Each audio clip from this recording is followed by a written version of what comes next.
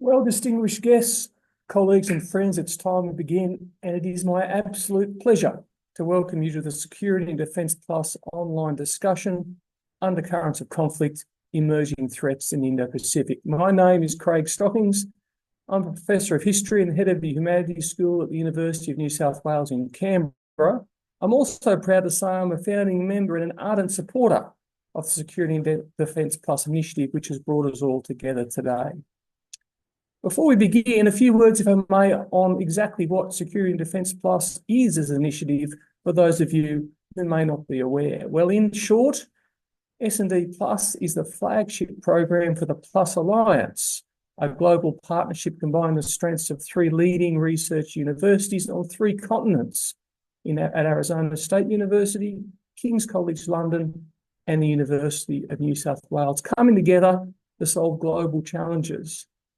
And the S&D Plus partnership in particular is designed to deepen this collaboration, advancing research, education, and policy to support statecraft in the spirit of the 2021 AUKUS trilateral agreement between the governments of Australia, the United Kingdom, and the United States.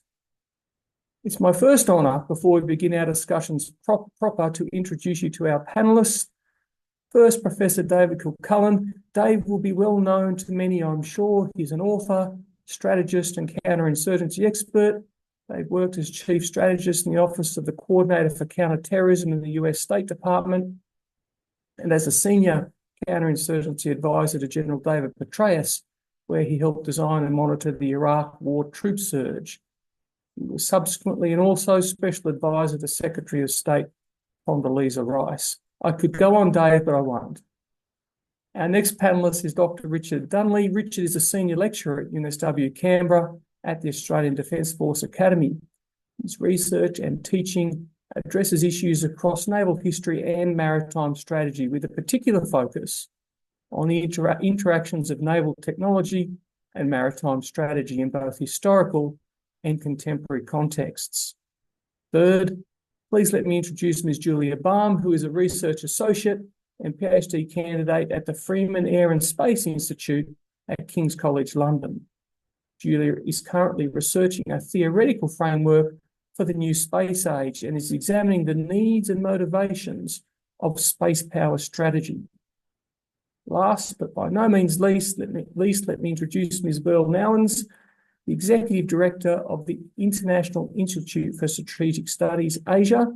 Veerle is a recognised expert in Chinese foreign and defence policy, as well as the wider Indo-Pacific defence and security ecosystem.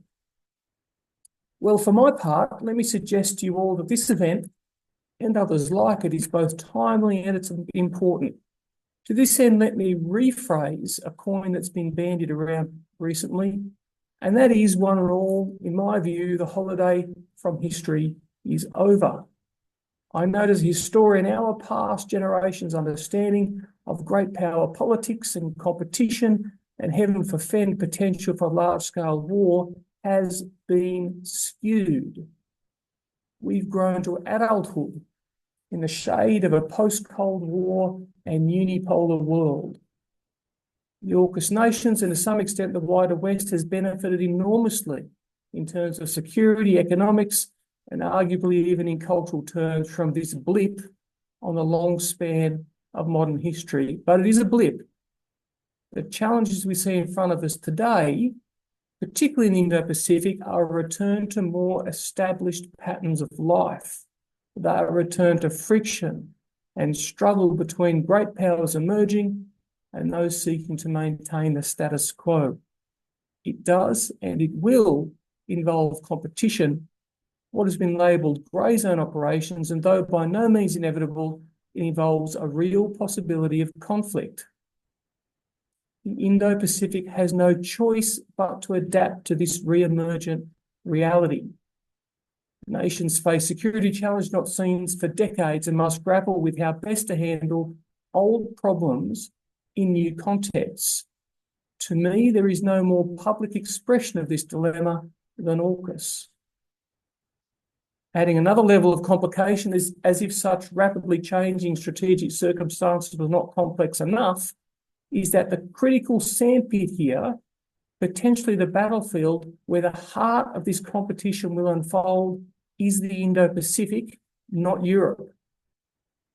Despite ongoing conflict in Ukraine, at least in my view, world attention will not focus on the Fuller Gap in the decades to come. It will focus on the maritime environment of the Indo-Pacific. On top of all of this, there is an exponential growth of technology and technically related military developments. This includes, but of course is not limited to, such issues as hypersonics, artificial intelligence, remote and autonomous systems, quantum technologies, and the list goes on. Now, it is not technological development in and of itself which is significant here, but this has always been the case in military affairs. At various times, the telegraph, the combustion engine, the aircraft, radios, and so forth have all been heralded as game changers. But the game has never essentially changed. War still remains a contest between people and between human will. The tools change, but the art and inherent characteristics of war stay the same. Perhaps what is different, though, at least to my mind, is not the fact of technological change, but its exponential rate of development. It's not enough now to think about how the next war might be fought in abstract from thinking about what technologies will frame its contexts. At the same time, the ongoing conflict in Ukraine has acted as a timely reminder that at least some of the ingrained patterns of war laid down in the Cold War period and before it are still relevant. Terms like attrition, mobilisation, conscription, casualty rates are not yet consigned to the dustbin of history. Which, ladies and gentlemen, brings me back to why we're here today. It is most assuredly not to continue listening to me. I'll move on to our program proper in this case and lean on the expertise of our panellists by asking our questions. I have 3 rounds of questions, which we pose to each panellist. I'll ask them to respond. So the very first question to you, Richard, if I may, is why does the maritime environment matter in the Indo-Pacific? And what are the challenges in this environment you think that have received less attention than perhaps they ought? Thanks, Craig. To a degree, you've kind of already answered my question, right? You said that the Indo-Pacific is a fundamentally maritime theatre, and it is. I mean, even if we think about the framing of this, what is the Indo-Pacific? Well, it's the linking and the connecting of the Indian Ocean region with the Pacific. You're talking the first and third largest bodies of water on the globe. You've only got to look at a map of the Indo-Pacific and see quite how much blue there is on there. For all of those of our panelists and listeners who spend time trekking back and forth across the Pacific, as and when you see your little plane on the map going across the Pacific, at some point you get over roughly Hawaii, and you can see only blue on the entire, basically, face of the globe. This is a fundamentally maritime theatre. But I think if we sort of pick into that a little bit more, and I'm here looking primarily from an Australian perspective, but I think you can do this more generally. A lot of the key areas of interest, certainly from Australian perspective, are deeply maritime. So I'm thinking here, maritime Southeast Asia. Indonesia is always one of the key areas of immediate interest for Australia, as is the Pacific. And both of these, if we think about this, not necessarily in the initially, at least in the direct conflict approach, but we think about this in terms of real strategic competition, we're already seeing that playing out in quite significantly maritime ways in these environments. And lots of the responses, whether it be the Australian Pacific Patrol Boat Program or the efforts to try and educate partners on things like international law of the sea, there is a distinctly maritime flavour to that. If we then kind of zoom out a little bit more and we think about the flashpoints, it's often noted that there are kind of 4 potential major flashpoints in the Indo-Pacific region.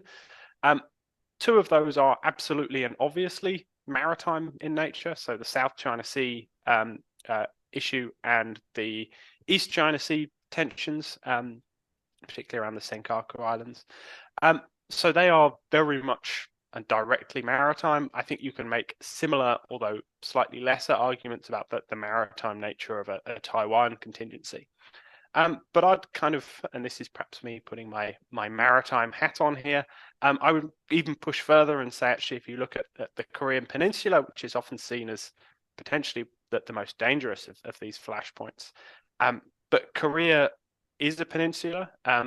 It is still a deeply maritime environment in many ways, and for those who have a passable knowledge of the Korean War, you'll quite quickly understand why it is that maritime matters, even in a contingency on the Korean Peninsula. If we kind of zoom out a little bit more even further, and we talk about this in terms of your AUKUS partnership and AUKUS alliances, I would see the oceans as kind of being the connective fabric that ties these partners together. Not only AUKUS, but I think you can frame that more widely around a kind of a US-aligned states within the Indo-Pacific. And within this, you can look back and think about the works of the likes of Alfred Thayer Mahan. So he wrote a book called The Problem of Asia that talks about many of these kind of things. Similarly, Halford Mackinder. This idea of the oceans as connective fabric that ties a group of states broadly aligned to liberal type approaches together. And you're seeing it is also a space where these powers can then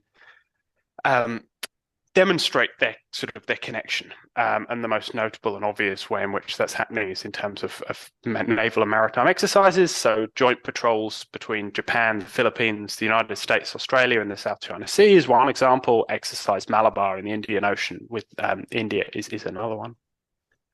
Very quickly, because I've been rabbiting on, in terms of things that have not received as much attention perhaps as I think they should have done, I would focus very much here by thinking about the word maritime rather than the word naval. We talk quite a lot about what grey hulls, i.e. warships, do. We talk a fair bit about what white hulls, Coast Guard ships, do. We're now talking quite a lot about what blue hulls, i.e. the maritime militia, the Chinese maritime militia does. What we actually hear very little about is the actual ships and trade. And that's really important. Ultimately, the seas matter to the AUKUS partners and beyond because of the way they facilitate connection. And I think we can perhaps pull this out a little bit more later on. But being able to control the great commons, to use Mahan's phrase, only matters if you then have the ability to use it. And to do so, shipping is absolutely vital. And I think that is an area where both in terms of the economics and in terms of the military logistics, we are not talking enough about. I'll leave it there and hand over to someone else. Thank you, Richard. I'm going to move over to you, David, for May, and our thanks for your commitment. Caught in a rainstorm near Denver, phoning in from your car. Thank you, David. But I want to ask you. Thanks. Ask you in a similar vein, what matters about land power in the Indo-Pacific, and what are we missing here, Dave? Thank you. And yeah, my apologies. Those that have sharp eyes will see I'm sitting in my car. Hopefully I won't get struck by lightning because we're in the middle of hurricane season here. So I would agree mostly with what Richard said, but I want to introduce a new concept into the discussion as a way of getting into land. And that's the concept of littoral. So, or littoral, as we say in two of the three AUKUS partners. Littoral, in a grammatical sense, means coastal. In a military sense, it means areas of land that you can engage with a sea-based weapon system, areas of sea that you can engage from the land, and the aerospace, cyberspace, and increasingly cislunar and orbital space and that surrounds those areas. And as a result, it's defined largely by the capabilities of weapon systems. So if you are anywhere west of Guam or north of New Guinea, you can be engaged now by a Chinese land-based anti-ship ballistic missile, DF-21 or DF-26, as orbital bombardment systems become more prevalent.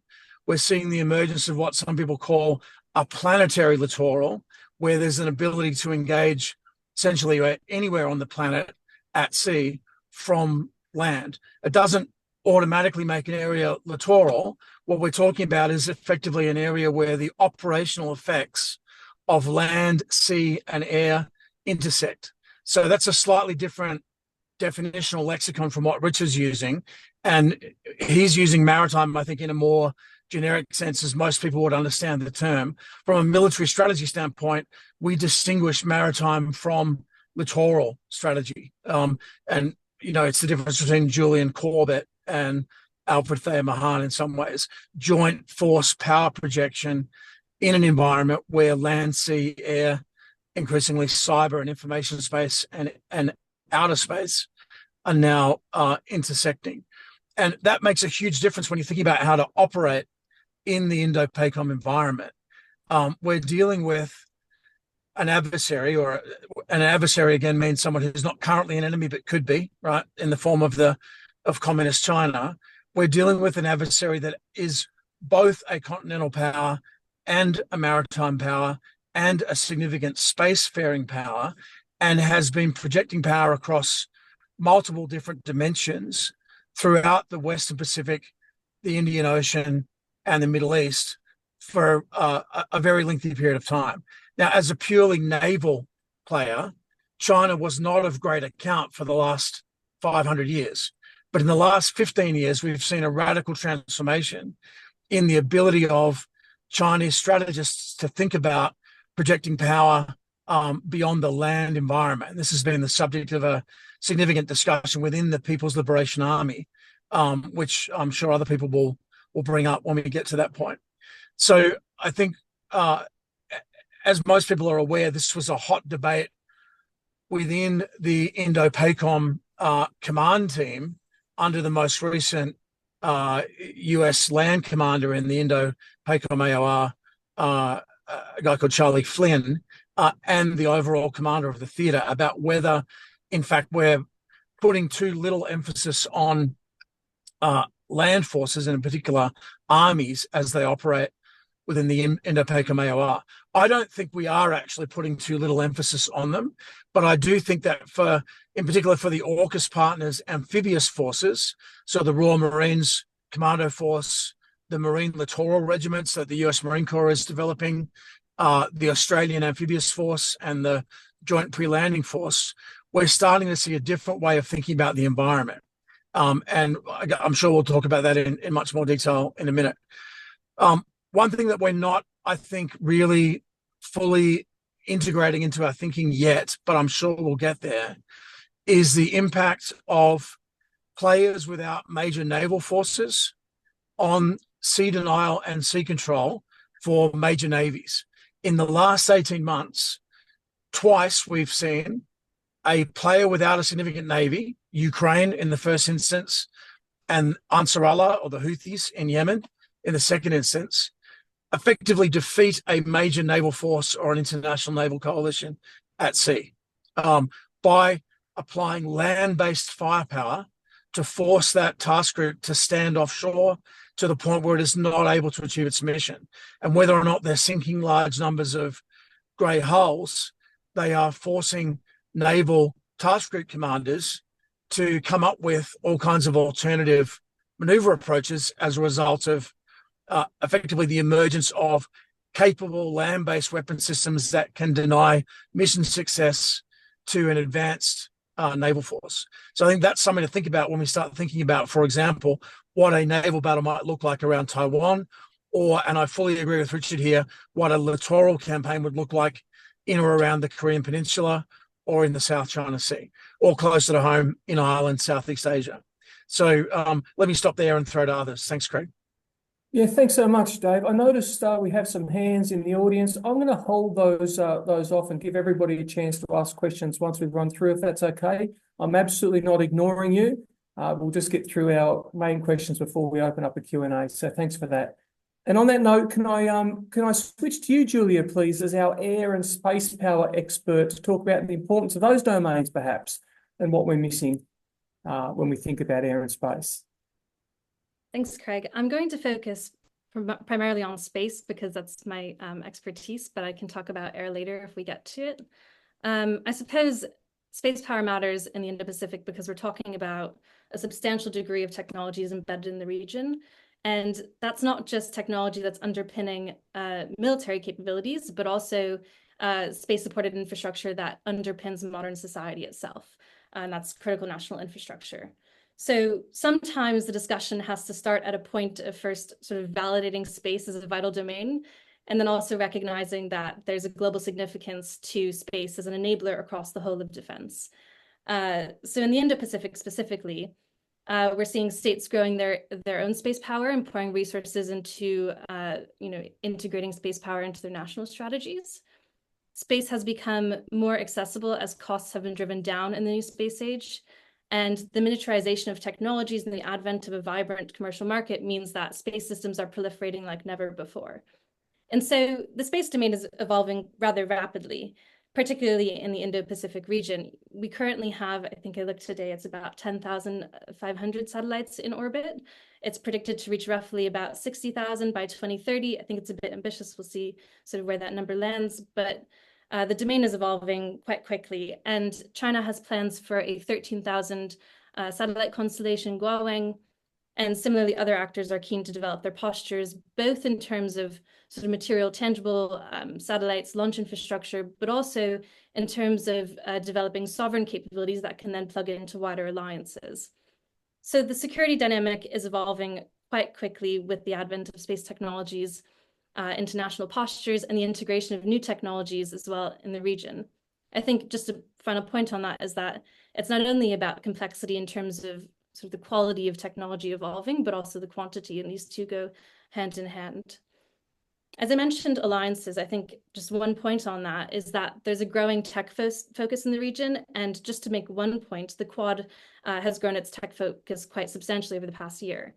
And while that's tech broadly, that does include space. That includes critical national infrastructure resilience against cyber threats, and sharing satellite data for the purpose of, especially in the region, disaster preparedness and environmental monitoring. So I think an important point on that tech alliance structure is using tech alliances to offset sort of Chinese influence in the region. And so with that comes growing technology competition between China and others in the region. China uses its Belt and Road Initiative to sort of manipulate its global strategy by funding major infrastructure projects in developing nations with sort of unsuitable loans, then using this debt to gain leverage over other governments. China has sort of provoked its strategy in the region with sort of this ambition about becoming a leading space power by 2045. So why does space power matter in the region? I'd say great power competition is growing increasingly evident in the space domain.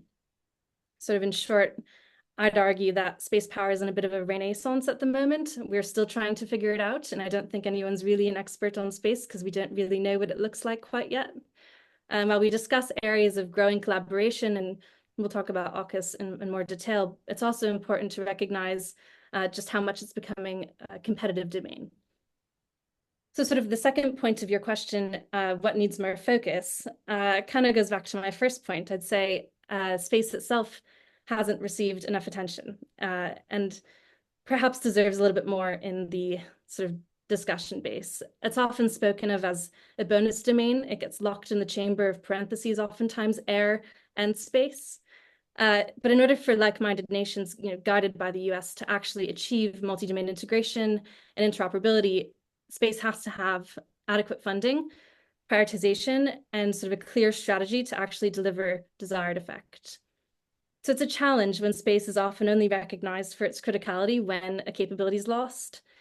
In this sense, space is often seen as an Achilles heel if we were to refuse to defend or protect access to a space. So sort of in short, and I've rambled on a bit, but more attention is definitely needed on how vital space systems are, not only in wartime, but also in peacetime, protecting assured access to space before it's too late. Thank you so much, Julia. If I can switch and throw the virtual microphone to you, Veerle, if I might, perhaps to give us some insight into the importance of the softer powers, politics, economics, diplomacy, those types of issues, and what we're missing in that equation, Veerle. Thanks. Thanks so much, Craig, and thanks for having me here today. Apologies that I have switched to my phone because I too am having technical problems typically, but hopefully you can all hear and see me perfectly fine. Look, I mean, I think just to start off with political and diplomatic, engagements in the Indo-Pacific and why this matters. I mean, twofold, really. In terms of, if we take the example of AUKUS, explaining to the region what your military and defense strategy is, if that does change, is incredibly vital, because in this age of disinformation in particular, having those engagements and those relationships is really key. But secondly, of course, within countries of AUKUS itself, political changes could impact that too. So I think we shouldn't forget that political changes and ambitions at home over time can change as well. On economics, I do want to just focus on this one for a little bit, because if we look at the basic statistics of the region, the Indo-Pacific accounts for a third of the world population, over 60% of the world's economy, half of global trade, if not more. And the growth rate potential in this region, of the economies in this region, is really quite significant. And so it shouldn't really be surprising or underestimated how much the economy in this part of the world matters. When we look at, say, polling results, the recent State of Southeast Asia survey by IISS in Singapore is a great example, where they asked what the top 3 challenges for countries in Southeast Asia were. And the top 3 that were returned were not necessarily the military ones that, the media sometimes focuses on or observers tend to immediately think of. It's number 1, the economy. Secondly, climate change and extreme weather. And we can think about that in terms of the challenges around the green transition as well for countries in this region, and the investment and technologies that is needed for that. And then thirdly, intensifying economic competition and tensions between the 2 major powers. So the geopolitical effects on investment and trade, for example, I think is underappreciated in terms of a major focus in this part of the world. I think if we then look at how that translates into influence, if we look at the same survey, when asked who the most important economic power was in the region, it was China. Around 60% of people responded to China, compared to 14% who thought of the United States. And this is really despite the debates that are ongoing around the nature of Chinese investment, or the impact of Chinese investment, the quality, the need for diversification. All of those debates are ongoing here as well. And so it's not to say, I think, that the traditional, military hard power facets of competition and conflict are not important. But here, I think the everyday concerns of livelihoods really reign supreme in governments' minds. And in that sense, those who invest and lead in non-military initiatives here have an immense amount of influence and credibility that is carried with that. If we look at the United States, the debate around withdrawing from the CPTPP is still alive and well, and was seen quite negatively. China, on the other hand, has joined RCEP and upgraded its China-ASEAN free trade area. It's also been the region's top trading partner for about 14 consecutive years in a row, I believe. And while the United States has come up with its own initiative through IPEF, there's questions as to, one, whether this will kind of intensify regional economic competition further, and secondly, whether it will really offer as much market access as countries might be led to believe. So there's a lot of kind of perceptions around all of this as well, ultimately. This is a region that doesn't want to choose necessarily between 2 great powers who are at odds with one another. And national diversification strategies have, in that sense, offered a lot of opportunity to take benefit from that. But that does mean that you have to be present and that you have to offer those alternatives and be engaged in the areas that really matter to this region.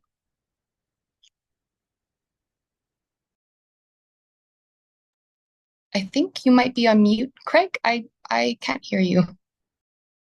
was always going to happen at some point, right? My apologies, everybody. Thank you, Veerle. That was very insightful. That finishes our first round of questions to the panel, and I'm going to move straight into round two, if I may.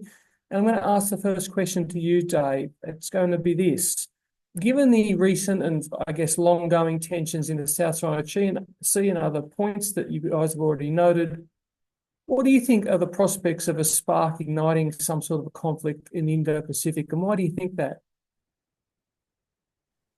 So let me answer the question with a question to start with, which is, I think the biggest question that most of the analysts that I'm working with are focused on right now is the question of what lessons is China learning from the war in Ukraine?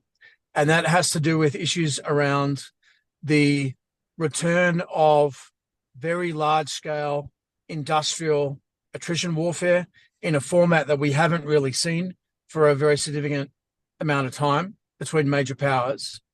It has to do with the role of space and both air-breathing and space-based ISR systems, intelligence, surveillance, and reconnaissance, which on the surface seem to be actually shutting down the ability to conduct traditional maneuver warfare on the battle space in Ukraine. We're also seeing a lot of countries, and we know the Chinese are looking at this in particular, looking in detail at their defense industrial base, national resilience, and their ability to sustain a large war of necessity rather than a series of small wars of choice, which is essentially what the AUKUS partners have been engaged in for the last 25 years or so. I was in Taiwan at the start of the year, had the opportunity to talk in detail with a number of military commanders, planners, national resilience personnel, and the heads and policy people from all three major political parties. I would have expected them to say at that time that they were very worried about the possibility of an accelerating or exacerbating Chinese threat to Taiwan. They didn't say that. They said the opposite. They said they thought that the Chinese were pausing, that they might have extended their timeline for, as they call it, a reunification with Taiwan as a result of lessons learned in Ukraine. And I think that's the key question that a lot of people are looking at right now. So that's the question. My answer is I don't think it makes too much difference actually to the timeline, because I think what's driving Chinese policy is three things. One, a perception of weakness and disunity in the part of the West. And I don't think that's going to go away anytime soon, certainly not in the case of the US in the next 6 months at a minimum. I think we also appear to potential adversaries to be distracted and divided amongst a number of different ongoing crises, Middle East, Israel, Gaza, Ukraine, number of other smaller locations that are distracting us from what's happening in the Indo-Pacific. And then I think the third issue is that there's a sense of urgency within the PLA and within the Chinese discourse generally that we haven't seen really until about 5 years ago. And I would put it down to the most recent party congress a couple of years ago, where we saw a full reshuffle, the clearing out of all rival factions within the Chinese Communist Party, and a consolidation of power around loyalists to Xi Jinping, but also people who happen to have extensive military and political experience focusing on the Taiwan problem. So people will be aware of the so-called Davidson window put forward by Admiral Davidson, the US Admiral, a couple of years ago, suggesting that the really critical danger period for a conflict in the Indo-Pacific was between about the end of last year and the end of 2027. I've not seen anything to me that suggests that window should be thrown out as at least an analytical framework for thinking about the problem. I don't think we're going to see the spark initiate from the Taiwan Strait directly, necessarily. I think it's more likely to happen in the South China Sea or somewhere else. And I think one of the critical things that we need to be distinguishing between is the difference between a war in Taiwan versus a war over Taiwan. And you may find that major combat action takes place at a very significant distance from the Taiwan Strait for a whole variety of reasons, some to do with sea state and weather at different times of the year, some to do with this issue of long-range fires that I was mentioning at the beginning, but also this notion of what, if you might call a horizontal escalation being the preferred means rather than direct escalation in the Strait. So I'm sure others have got a strong opinion about that, but I would say I think tensions are getting stronger. The notion that we might be seeing a backing off from China, I hope it's true, but I don't think it is. And I think that what that suggests is that the Davidson window is very much alive and well, but it may not happen in the Strait. It may happen somewhere else. Thanks so much, Dave. I'm going to ask you, Veerle, if I can, the same question. Given the tensions, what do you think the prospects of some type of spark igniting a conflict in the region might be? Yeah, thank you, Craig. Look, I think David made some really excellent points. I would add to that in terms of key factors as well, internal challenges within China. So, even though we've seen a consolidation of power, which I think David explained well, we also do see challenges, significant challenges. And I do think that we have to take that into consideration too, be that economic, be that also reporting at least publicly around some challenges within the PLA itself that seem to be ongoing. That's not to say that the Davidson window should be discarded, but there's so many factors that come into this, and I think I would absolutely stress that Taiwan is never going to be a flippant decision for China, even if reunification is number one priority. This is going to be an issue, that is highly sensitive and will remain highly sensitive politically as well within China for the CCP. And so those calculations, I think, would be made very carefully. Secondly, in terms of wider conflict, I think the point that David made was excellent in terms of it. We tend to think when discussing potential conflict in the region at the most high-end kinetic level, where it's also a very clear-cut scenario. And by all intents and purposes, I think that is an ideal scenario to deal with, but likely not the one that will spark conflict. The increasingly assertive gray zone behavior in the region is effectively actions that lie beneath the threshold of conflict, I think is incredibly concerning. And that's not just across the Taiwan Strait, that's also in the South China Sea. So the use of maritime militias, clashes between coast guards, the use of lawfare as well, I would say, and then also new technologies, cyber, all of those come into play. Those really serve to drive up tensions. They test the boundaries of adversaries. They overwhelm domestic defense capabilities and responses to try and ascertain what your adversary is able to manage as a threshold. And they also create a sense of futility, but they also, of course, just ramp up tensions.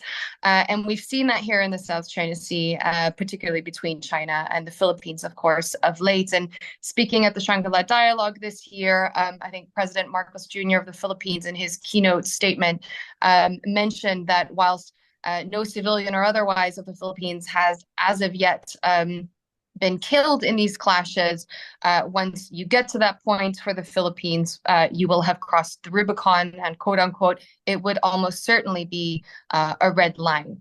And that's when you get into very dangerous territory. And if you think then about what there is in place to manage those tensions, we do see that there was some agreement between the Philippines and China of late. But crisis management mechanisms in the region do exist, communication channels do exist, but they're not always successful. You have to have both sides pick up the phone, for example, and you need to have mechanisms in place to really work through those problems. And according to our recent research in the IISS Asia-Pacific Regional Security Assessment, whilst those mechanisms with China, for example, they're not always effective. And so there's a lot of work that needs to be done at the bilateral, minilateral level to really help create greater codes of conduct and greater crisis management mechanisms. Thanks so much, Veerle. I'm going to ask the same question or seek your views, Julia, if I may. Yeah, thanks. I would echo what Veerle and Dave had said. If China is learning lessons from Ukraine, then an invasion of Taiwan would happen relatively quickly with sort of the precision that we would expect. I suppose just to give a bit more of a specific example, because I think you've talked already about some key areas, but to give a specific example of where I think a lesson would be learned is similar to how Russia conducted a cyber attack on a satellite communications company hours to the ground invasion of Ukraine. I think we're going to see a lot of similar tactics in sort of China's approach in the region. It's a tactic we're going to see replicated probably in future wars to come. And for this reason, I think communications resilience is absolutely a priority. Dave already mentioned sort of ISR playing a prominent role, but I also think, you know, comms is quite important in this region, specifically because 95% of global internet traffic is enabled through subsea cables. And just to sort of provide an example of where comms has recently been disrupted, Chinese vessels have damaged Matsu's 2 subsea cables in February 2023, where approximately 13,000 residents were effectively cut off from the internet. It was described as a sort of invisible blockade. And this Taiwanese island is located less than 20 kilometers off the coast of China. And it highlights that an internet outage could happen to Matsu, and it could also happen to Taiwan, which relies on sort of only 14 international sea cables to provide the island nation's data transmissions. So in wartime, this would impact Taiwan's ability to communicate with the outside world, but it would also impact Taiwan's ability to communicate basic information to its residents. And this is a really critical aspect if we're talking about an adversary targeting eyes and ears, sort of day one, first maneuver, first move. There's been some steps to sort of protect and safeguard communications. NATO recently backed a Project Heist, which sort of addresses this need to safeguard subsea networks by rerouting subsea cables to satellites. If this goes well in Europe, then I'd hope to see something like this happen in the region through AUKUS Pillar 2, for example, to sort of expand and internationalize the scope of this kind of project or a similar mission. But the prospect of losing communications in the event of war would inhibit defenses. It would inhibit the ability to prepare the way that we're talking about preparedness today. And it's important to develop today if we have a hint and sort of have an ability to sort of detect that this is what adversaries see as a tactical maneuver in early days. So I would agree with Dave, absolutely, in terms of lessons being learned from Russia. But perhaps it's also worth noting that, unlike Russia, China is a very different power in that it's well-resourced. And so some of the tactics are also going to be quite different. China's ability to conduct information operations is at an unprecedented scale and sophistication, unlike Russia. There's also a risk of sort of underestimating just how ambitious and the pace of movement that China is able to reach its goals. I think that there's a possibility of China destabilizing the world order if we're too preoccupied with China stealing American technologies, for example, rather than investing in and creating an innovative edge to stay ahead of China. And so I think taking advantage of technological advantage or sort of taking it for granted is a big risk at this particular moment in time. Sort of to echo what Veerle had mentioned, China is a technological powerhouse, and it's, you know, a dominant industrial power now. In 2021, China's manufacturing output was more than twice that of the US's. And so to sort of consider the scale of China's dominance over the supply chain and shipping, as was mentioned earlier by Richard, I think you can also look at it and sort of, we're talking about capabilities and sort of on a large scale, but also boiling it down onto a mineral level and looking at smaller scale, and actually it's probably a larger scale in the end, but just the impact that China has over the critical mineral supply chains, such as gallium and lithium, for example. China produces 95% of the global supply chain of gallium, but the US, for example, depends on foreign sources for 100% of its gallium. And just to sort of unpack that, gallium is important because of its radiation tolerance. It's a lighter weight, which is better for payload capacity, and it has a low melting point, which makes it reliable for space applications and spacecraft. But just sort of to conclude that point, I'd say, you know, China's a strong industrial power with a robust supply chain, and it's clearly approached its strategy through this lens of preparedness and resilience. And so I think, you know, making sure that we're sort of recognizing the lessons that China is able to learn, but also protecting our ability to not only develop assets, but maintain them is going to be absolutely crucial in terms of alliance preparation. Thank you, Julia. Richard, I wonder if you have any final questions or rather observations or insights for this question. I would broadly agree with a lot of what's been said. I would push back slightly from my personal view. I think that the likelihood of what might be described as accidental escalation is actually often slightly overplayed. I think that both sides recognise, or all sides recognise, that an escalation to conflict is a huge step, and I think actually you're seeing elements of this play out over the South in the South China Sea, the Second Thomas Shoal issue. We've seen, as Veerle was mentioning, there's been a lot of tension recently, but there has then been a step back, and yes, there is scope for something to escalate and a spark to come from that. But if we look historically, the likelihood, there's lots and lots of incidents at sea. Lots of challenges come from those, but actually it's very rare that we see conflict caused from those incidents. And there's quite a lot of research on this, even going back to the Panay incident with the US and Japan in the 1930s. So I think I would be slightly more skeptical on the accidental escalation. And I think that the biggest concern and challenge is the one that Dave flagged, which is that the idea of domestically, if the AUKUS powers create what China sees as a window of opportunity, a window of relative weakness, that is to my mind the real potential concern. So I would re-echo that. But I know you're keen to move on, so I'll wrap it up there. Thank you, Richard, and thank you, panelists and guests, for that round of questions. We have one more round. I'm going to start with you, Richard, if I can, because it's a bit hard going last. You can be first this time. I want to ask you, what do you think are the greatest vulnerabilities, perhaps, or risks to the AUKUS partners in the Indo-Pacific in terms of grey zone competition or even conflict? Okay, so I'm going to come back to a point I made before and vaguely, again, push back a little bit on what Dave was saying. I'd really like to unpack some of what we were talking about and the various points there. Maybe we can do that in the Q&A. But I'm going to come back to shipping. Because I think this is absolutely the greatest single vulnerability of any US-led coalition in the Western Pacific, Indo-Pacific area. On a basic level, building up and sustaining forces in the region depends absolutely on the ability to move vast amounts of material across the Pacific and to a lesser extent across the Indian Oceans. We talk about the Australian National Defence Strategy makes a big play for Northern Australia being a base primarily for American forces to project power into the region. That's all very well, but it's only any good if American forces can get here, can be sustained here with fuel, ammunition, and everything else that they need, because it's not coming from Australia. The same then plays actually for Australia. Our F-35s, wonderful things. How much aviation gas do we produce in Australia? Basically none. How many guided munitions do we currently produce in Australia? None.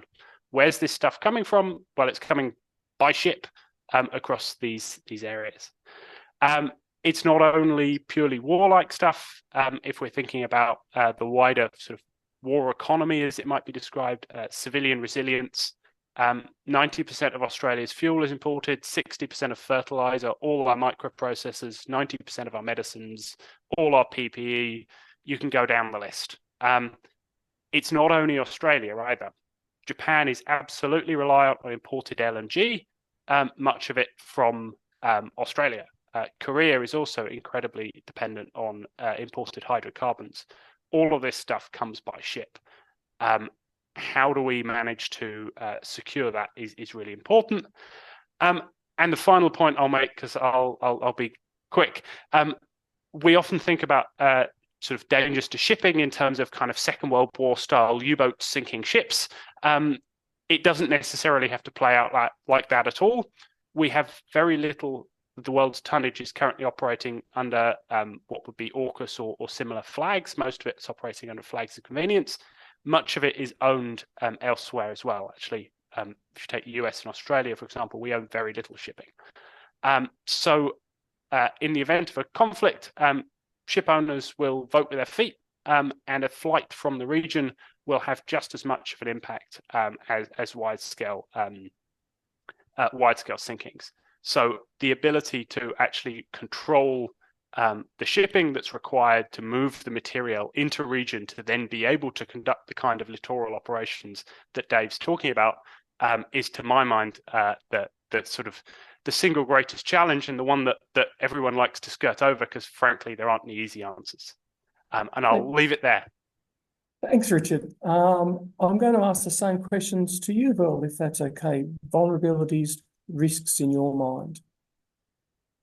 Thank you so much. I mean, just to go back on the point that was just made about the risk of miscalculation, I hope you're right. And I hope that accidents don't lead to other escalations. But I think that's not the perception necessarily in the region felt. And I think there's also been, quite a few conversations, at least around when we've seen, say, the EP3 crisis, collision between the US and China years ago, that actually, if you don't have crisis management mechanisms to dial that back, that this time around, that would be a lot more difficult, which is why the region sighed a collective sigh of relief, I think, when the United States and China finally did meet again after 18 months at the military level, at least at the Shangri-La Dialogue. I think that that in terms of vulnerabilities, militarily, there are challenges for, I think, Australia and the UK, if there is conflict in this region, how it does support the United States, which will obviously be the lead country. I think we have to think then also about logistics and supply chains during conflict as well. How will supply and resupply be managed? In terms of non-military aspects, there's, of course, as I mentioned, the political aspect of, will strategy still be the same? Will political will still be the same? How could you use non-military strategies like sanctions policies, as we've seen, for example, in response to the Russia-Ukraine war? And then finally, in terms of scenarios and the complicating factor of what scenario you're actually talking about, I think when the question comes up, like I said, having a very clear-cut scenario and thinking about responses, military response to that is easier said than done, when actually it could be in a more ambiguous scenario in which conflict starts to emerge. That could be, like I said, an accident. It could also be a quarantine scenario around Taiwan, for example. How do you respond to this? And what do you do if attribution isn't necessarily clear cut and there's a time delay as well in terms of your own responses? I think that impacts potentially domestic support within AUKUS countries themselves in how their governments react. I think it also affects regional perspectives on the situation and how politically comfortable countries in the region will be to potentially facilitate, for example, military engagement in an evolving situation, particularly around China or involving China, and whether they would also be willing to come on board on other economic strategies as a response. So lots of different aspects to explore, but perhaps that's one for a second event. Thanks, Craig. Thank you. And we are running a little short of time, but I will ask Julia for the view from the stars, I guess, for this question. Yeah, perhaps I'll build on the miscalculation point again and sort of talk from a space perspective, because speaking about vulnerabilities and risks in space, it's important to sort of recognize today, and sort of the current state of being, that the distinction between what has malicious intent and not has sort of the highest risk of miscalculation, obviously leading to escalation. Space is quite unique in that it's really difficult to differentiate what is sort of solely civil and what's solely military, and is it even possible to sort of separate a technology into something that's not dual or multi-use? So it's not always clear what a technology is being used for. To give one example of that, Shijian-21 recently docked with a defunct Chinese Beidou navigation satellite in geostationary orbit, and it towed it to graveyard orbit, sort of its death sentence. And this space tug is dual use. I think the clear indication of this is if SJ-21 can grab a dead satellite and move it out of orbit, then there's very little to stop it from doing the same thing to an operational one. And a lot of it speaks to sort of what are the behaviors that we're seeing in space. And I think that's where the miscalculation piece comes in for space. To give one more example of that, China's space plane Shenlong, which translates to Divine Dragon, is known to be testing technology for manipulating and retrieving satellites, as well as releasing and potentially even capturing objects. And so, in all honesty, little is known about Shenlong. I think in the worst case, China is able to inspect assets and disable them. But in the best case, this technology could be used for in-orbit servicing, manufacturing, and refueling. It kind of speaks to the fact that the testing of new technologies feeds into existing trends of growing fear and mistrust between the US and China. You know, the US has X-37B, so I think if we're talking about spaceplane behavior, then there has to at some extent sort of be a discussion about trust and sort of solving that behavior piece. I don't know if that's going to happen at a UN level because of the resistance, but sort of sensationalist alarmism that often accompanies new technology is not helpful. It's not warranted in most cases. And managing that escalation in the face of new technologies speaks to just the need for trust between allies as being as important as it is to support more dialogue in the Asia-Pacific. So I would agree, and I would argue that there is a great vulnerability in the risk of miscalculation, particularly if we're talking about space and the fact that it's such a new domain. And like I said earlier, we don't necessarily know the potentials of space and sort of, is it testing new technology, or is it sort of demonstrating its ability to provoke or to potentially even inflict that on an adversary? So I'll end with that and pass it off. Thank you, Julia. And Dave, I wonder if you could close us out on this question, please. Yeah, 3 quick points. And I promise I didn't share my notes with Julia or vice versa beforehand, but I think the biggest risk or vulnerability that I would point to is actually GPS. We are incredibly reliant on GPS for ISR, targeting, communications, civilian infrastructure. For the first time in history since GPS was created in 1993, we now have a great power adversary that has a roughly equivalent system and therefore has no reason to keep GPS up and running in the event of a conflict. So if we start to lose elements of the GPS constellation, I think it was Veerle who mentioned this earlier as well, if we see an attack like we saw on the Viasat system right at the beginning of the Ukraine conflict that knocks out satellite communications as well, the first thing we might know about a major conflict would simply be that all of our systems go down, we're completely blind, and once we start to recover situational awareness, there's an ongoing debate about what's real and what isn't. Has China already seized Taiwan? Is Jinmen or Matsu now under control and there's no point fighting? Is it an ambiguous enough scenario that major allies decide not to go into a conflict? In other words, maybe the very clear-cut scenario of an amphibious assault across the Taiwan Strait isn't what we need to be worried about. We may need to be worried about something that's ambiguous enough and vague enough that we just can't muster the political support to push back on something that's effectively grey zone on steroids. And that would be my final point. I think that the critical goal, and I don't think anyone disagrees with this, but I'll just make it explicit, the critical goal for all of the players here needs to be preventing a war between the United States and China, not figuring out how to profit off of it or how to do well in that conflict, because it would be an absolute disaster for all the AUKUS partners and for the whole Indo-Pacific if that war were to occur. So I would argue that the bit that's a bit underdone in our national strategies is thinking about how do we make it the principal national goal for the next 30 years to prevent that war from ever happening. And part of that's a military element around deterrence and communication and crisis management. Part of it is civilian resiliency.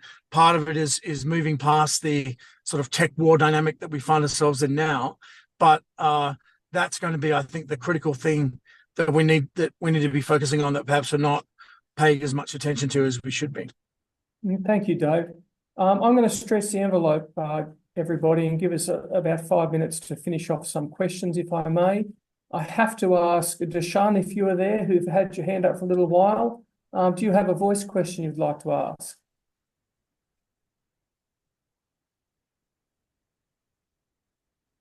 No? All right, then I shall move to the typed question and answer. First question from Marissa. Thank you, Marissa. This could be answered by anyone in the panel. Please just answer the questions, but be careful of not over speaking each other, if I can ask that. How does Australia balance the line between its economic ties and alliance ties to China and military interests and alliances with the US? How is that balanced? Can it be? With difficulty, I think is the very simple answer to that. I think that you're seeing, and you have seen under the current Labor government, a slight walking back on some of the more vocal elements of the sort of the calling out of China that you saw under the previous Liberal administration, Liberal National administration. And I think you've seen some kind of improvements in the trade relations. You've seen a little bit of pulling back from the Chinese side on the sort of the economic coercion side of things, whether that's a product of the improved discussion, or whether that's a product of the fact that a lot of that wasn't working as well as we think the Chinese hoped it would, is obviously very difficult to tell. But that is going to remain a critical challenge for Australia for a very long time. And for all of the discussion of decoupling and everything else, if you look at Australia's trade statistics over the past 2-3 years, there is absolutely no sign of any significant shift away from sort of China being absolutely the most important trading partner. The only, I think, blip on that horizon is around the Chinese economy, and particularly Chinese infrastructure and housing, and whether or not we see a significant shift away from, or a reduction in demands for iron ore in particular, but other critical or sort of major raw materials. But even then, you're still going to be talking China being a hugely important economic trading partner for Australia for a long time to come. Thank you, Richard. Veerle? Thanks. Look, I agree with Richard on that point. You know, I think this is it's an important question. It's an area that I think many governments around the world struggle with, not least the kind of the competitive element and the tensions between the US-China relationship. But then secondly, also more generally, internally balancing your prosperity agenda with your security agenda, and where you define national security in economic terms. And how you define that and where those thresholds lie. I think that's a very difficult balance, but one that we've been seeing, you know, especially in Europe, in the United States, Northeast Asia as well, when it comes to ascertaining at the end of the day what your most strategic and critical economic weaknesses are. And especially as you know, Julia mentioned, the technology areas that are of critical importance, and then ultimately developing strategies to invest in your own strategic sectors, de-risk where you do see specific dependencies that you think carry too much risk, and ultimately diversify as well. And so I think that is where probably countries are going to be moving in most into in terms of economic strategies. Thank you. And I've got one final question for the whole session, if I may, from Tyler Swartz. And the question is this: do you think it's possible, panel, that Chinese hesitation in invading Taiwan is somehow a consequence of lack of support from Russia due to Russia's involvement in the war in Ukraine?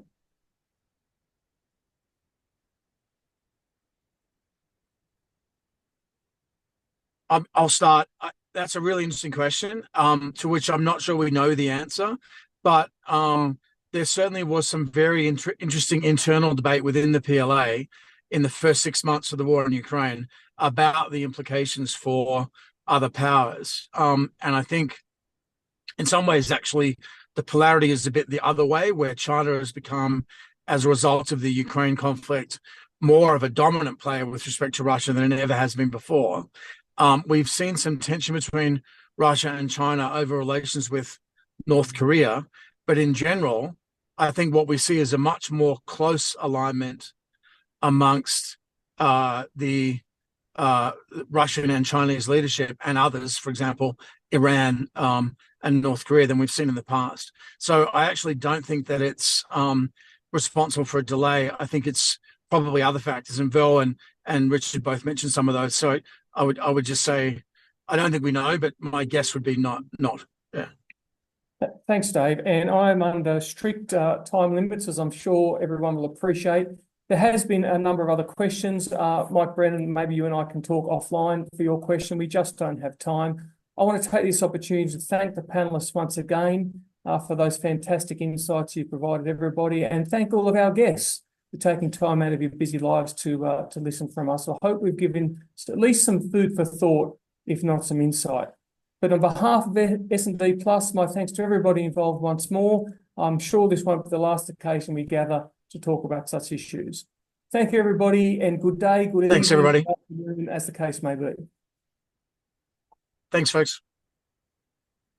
Thank you.